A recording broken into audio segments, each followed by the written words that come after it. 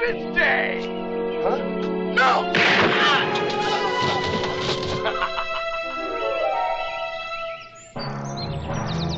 Hi everybody, welcome back. Welcome to my review for Spider-Man Across the Spider-Verse. Before I get into how I felt about the movie, I just want to let you know kind of how I felt about the previous movie. Spider-Man Into the Spider-Verse was one of the best Spider-Man movies by far.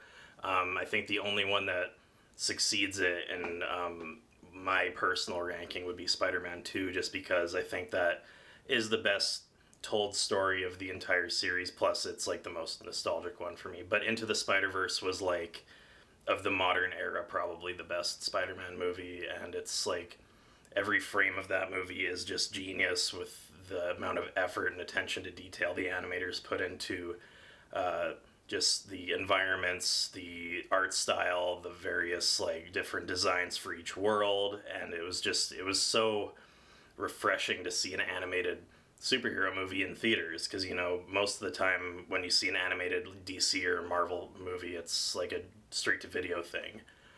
So that was really awesome to see that in theaters. The scene where Miles he's tied up in the chair and he has to talk to his dad through the door, and then the following like leap of faith scene, that entire sequence is one of my favorites in any superhero movie, period. It's so brilliant. So I was very excited to go into this movie, Across the Spider-Verse, because, you know, expectations are high. The previous film won, like, an Oscar for Best Animated Feature, so there was definitely high hopes for this one, and I'm happy to say that the new film definitely reached those expectations. Across the Spider-Verse definitely leans more into this being kind of a dual story between both Miles and Gwen. More so Miles, but Gwen definitely gets more focus in this one too. All the multiverse things that happen are very cool and fun for fans with all the different Easter eggs, but I mean, the best thing about this movie is that the story is still very much in Miles' corner and Gwen's corner, and it's very personal to both of them. The movie definitely leans very hard into the drama with Miles' family and just kind of the struggles that he has to go through in terms of being Spider-Man, you know, in this new film. And I very much appreciated that this movie, it seems to do this a lot better than even a lot of live action superhero movies, that it lets the dramatic moments play out without undercutting them with a joke. This movie has plenty of good humor that's actually funny, but it's never in the scenes that are supposed to have stakes, and it's never at the expense of them. So that's very much what I really appreciated about this movie, is that stakes are high, the characters are true to what they are in the comics, and they're also emotionally grounded. So that very much was something that was in the first movie, and then it carries over into this movie even more. So that was great. Another thing that this movie leans harder into is just the various universes that the Spider Society inhabits. You know, we get to see Spider-Man India's world, we get to see Spider-Man 2099's world, we get to see, you know, obviously the main world with Miles and a couple others that I won't spoil. But I have to say this movie is one of the best case studies of why AI generation, in film at least, is not going to, one, get there anytime soon in terms of the passion that the artists create for Across the Spider-Verse, but also because it's not, you know, no matter how good an AI product will get in terms of replicating what humans can do, it's never going to have that soul behind it that like the directors or the writers, the animators can put into a story like this, because like you need to be endlessly creative in order to create Mumbattan, like the Spider-Man India world, or to create like just the little like nuances of like having a character's little like thought bubbles pop up, or have a little like sound effect like visualizer on the screen for just like the most minute little detail. And it's like, you know, I just feel like AI could never create a movie like this. But that's a whole other rant. I just wanted to address that a little bit. But just every frame of this movie is gorgeous from like every viewpoint imaginable. It's just, you need to see this movie on the big screen if you're going to see it. and it's definitely worth making that trip out to the theater to go see it. Without giving away too much, one of my favorite aspects of this movie was Spider-Man 2099.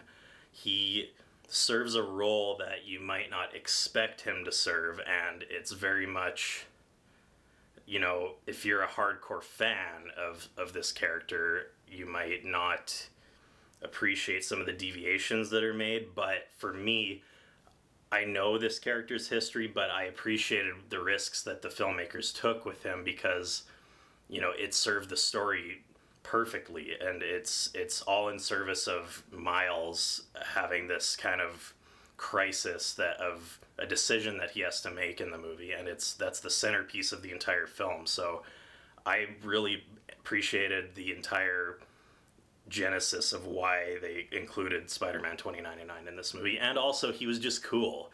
One thing I also want to mention is the score, which on the first movie Daniel Pemberton did a great job, but he even exceeds it in this movie because, for example, 2099's theme is so menacing and just but it's got that tech sort of sound to it. It's so, I've never heard anything like that in an animated film, at least. So props to Daniel Pemberton for really upping the score on this movie.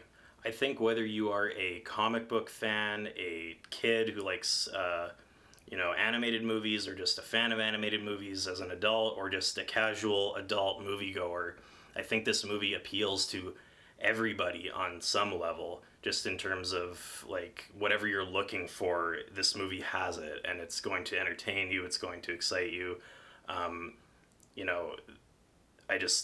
This is possibly my favorite movie of the year. I can't tell if it's beat Evil Dead Rise yet, but it's just everything about it. I wasn't sure about one aspect, which I'll get into, but I mean, after thinking about it for a while, that really is more of it's not the movie's fault of what this is, and it's this movie's just almost perfect, just like the first movie, so I have to give them everybody involved props for that, because it's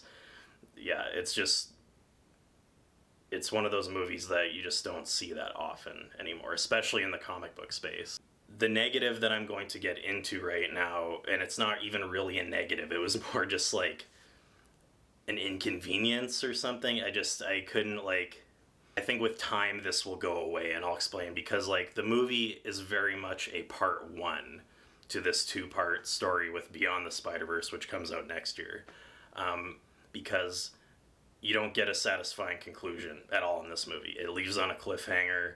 You are not left with closure on anything, which is cool in a way, but also it's when the movie first ended, I was just oh no. But that's, also because the movie's so great, which is just tells you how awesome it is.